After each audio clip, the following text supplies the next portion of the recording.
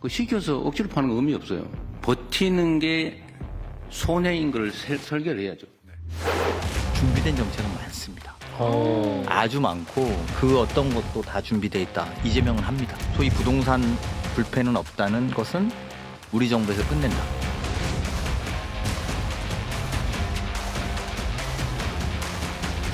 이 대통령은 규제 강화를 불로소득가의 전쟁처럼 포장하고 다주택자 때리기에 올인하고 있지만 이는 정치적 공격 대상을 만들어 정부의 부동산 실정을 덮으려는 저급한 꼼수일 뿐입니다.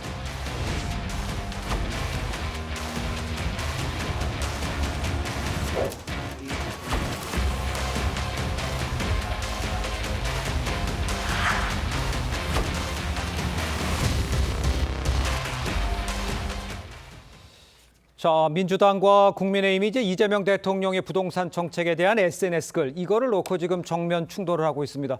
화면을 좀 보시면요. 오늘 국민의힘에서는요. 이 대통령이 국민에게는 버티면 손해라고 하더니 분당 아파트를 사수하고 있고 이 해당 단지는 재건축이 추진되고 있다 이렇게 꼬집었어요. 민주당에서는 국민의힘은 본인들 다주택에 대해서 그러니까 입을 꾹 다물고 있다면서 이 대통령이 퇴임 후 돌아갈 집을 팔지 않는다고 비난하고 있다 이렇게 반박은 하고 있습니다. 먼저 전체적으로 봤을 때 먼저 윤기찬 부위원장께서는 어떻게 보셨어요? 저는 최근 사이에 이제 SNS를 통해서 대통령이 부동산 관련해서 내놓는 정책적 방향에 대해서는 네. 첫 번째는 일단 설리겄다라는 생각을 해요. 정책이 설리겄다. 예. 정책과 그 수기 과정이 저희가 알 수가 없잖아요. 그런데 네네네. 대통령이 저렇게 말씀 한번 하면 관련 부처에서 또 뒤다른 여러 가지 또 대응 기조가 나오기 때문에 결국은 원래는 대통령이 여러 참모나 관련 부처 장관들과 협의한 이후에 예. 정책 방향을 정해서 국민께 알려줘야 되는 건데 이거 먼저 대통령이 먼저 얘기를 하게 되니까 사실은 부동산 정책이 교육 정책만큼이나 굉장히 민감한 부분이고 어려운 부분인데도 불구하고 예. 저렇게 쉽게 할 수 있는 그 어떤 정책 기조인가 기본적 의문이 하나 있고요. 또 하나는 이제 대통령의 저 부동산 정책은 오로지 부동산의 가격, 1가구 1주택, 약간의 도그마 같은 느낌이 있어요. 왜냐하면 주거 안정이라는 측면에서 접근을 해야 되는 거죠. 예네. 문재인 정부 시절에도 사실 여러 가지 임대차 3법 등을 통해서 주거 안정이 훼손됐잖아요. 그래서 다 정부가 인정했던 부분입니다. 그런데 마치 주택 가격 잡으면 그다음에 주거 안정이라는 정책의 목적이 달성되는 것이냐. 그리고 마지막으로 저는 개인적으로 주거 안정이라는 이 목적에 불구하고 대통령은 증세를 추진한다고 뿐이 저는 해석이 안 돼요. 예. 지금 모든 정책 기조가 다주택, 심지어는 똘똘한 한 채 갖고 있는 비거주용, 그리고 심지어는 또 1가구 1주택. 이 부분들이 다 문제가 있다는 식으로 들려요, 저는. 예. 그러니까 제가 대통령 집을 팔라 안 팔라 말 안 하겠지만 정책 기조가 종잡을 수 없다. 그리고 실제 그 정책 기조가 추구하는 목적이 뭔지도 저는 잘 캐치를 못하겠더라고요. 알겠습니다. 그러니까 SNS에 저렇게 정책을 올리는 것도 문제라고 지적을 한 것 같고 정책의 방향도 옳지 않다라고 지적하신 것 같은데 성치훈 부장께서는 어떻게 보세요? 일단 뭐 정책의 방향에 대해서는 야당으로서 뭐 다른 의견을 가질 수 있다고 생각합니다. 다만 그 부분을 지적하는 방식에 있어서 예. 대통령이 집을 안 팔고 있으니까 문제다라고 지적하는 거는 전 포인트를 잘못 잡은 것 같아요. 예. 그러니까 국민의힘은 저희가 뭐 장동혁 대표가 다주택자이자 뭐 이거를 공격하는 건 아닙니다. 그러니까 다주택자들만 대변하려는 정당이 되려는 것이냐. 사실 정부가 지금 추진하고 있는 정책에 대해서 무주택자들이나 1주택자들 다수의 국민들은 저는 동의하는 부분이 분명히 있을 거라고 생각합니다. 예. 그리고 아까 계속해서 국민의힘은 문재인 정부 때 이미 실패한 정책 아니냐는 말씀들을 많이 해주시는데요. 그때랑 그 정책의 결을 일단 기본 인식이 많이 달라져 있습니다. 뭐냐면 네네. 문재인 정부 때는 뭔가 국민들의 이런 자산 증식에 대한 이 본능 이것들을 사실 인정하지 않았었어요. 이것을 어떻게 보면 좀 제약시하기도 했었는데 예. 이재명 정부에서는 그걸 인정을 합니다. 대신에 그런 자산 증식에 대한 본능을 주식시장 이런 데로 좀 뭔가 자본들을 이동시킨 다음에 그걸 같이 부동산 정책과 효과를 같이 시너지를 내서 부동산 정책을 한번 잡아보겠다는 의지를 갖고 있는 것이거든요. 글쎄요, 이것이 뭐 저희가 100% 성공할 것이다, 100% 드러날 것이다라고 확신하고 말씀드리는 건 아닙니다만 적어도 지금 대통령의 의지를 갖고 드라이브를 걸고 있는데 야당이 약간 비판하는 포인트가 예. 그래서 대통령 집은 왜 안 파는데 여기에 이건 잘못돼 있다는 거죠. 저는 조금 더 뭔가 다른 접근을 하는 것이 국민들이 느끼기에 공감할 만한 정책적 접근이라고 보고 있습니다. 알겠습니다. 두 분께도 지금 기회를 드릴 텐데 일단 요거 한번부터 확인하죠.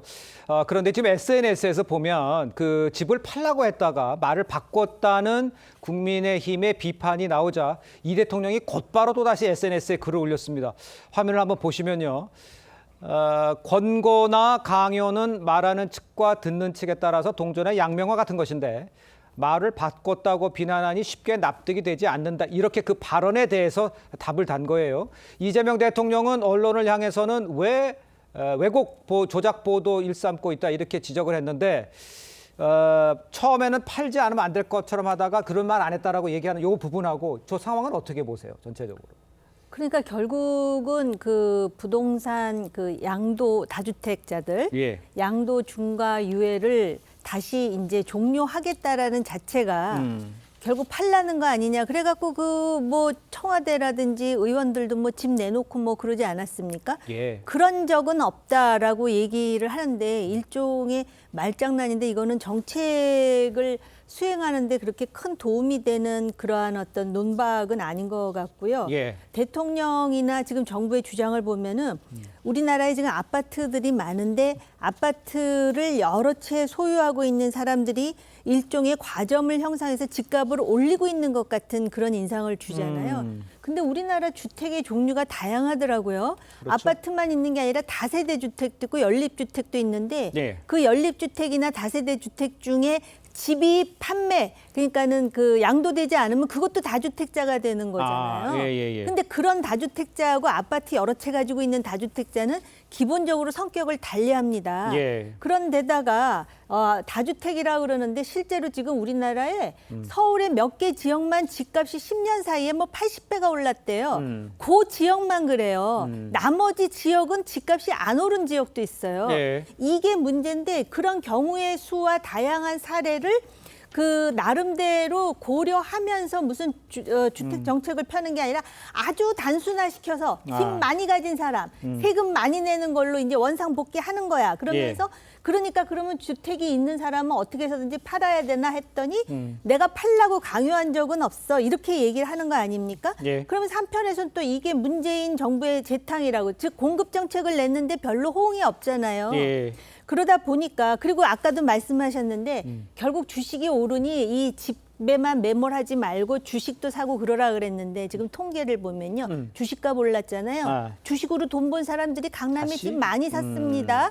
이 사람의 욕망과 개인 이해가 근거가 되는 것이 시장 자본주의인데 이거를 지금 강남 불패는 없다. 우리 정부에서 끝낸다.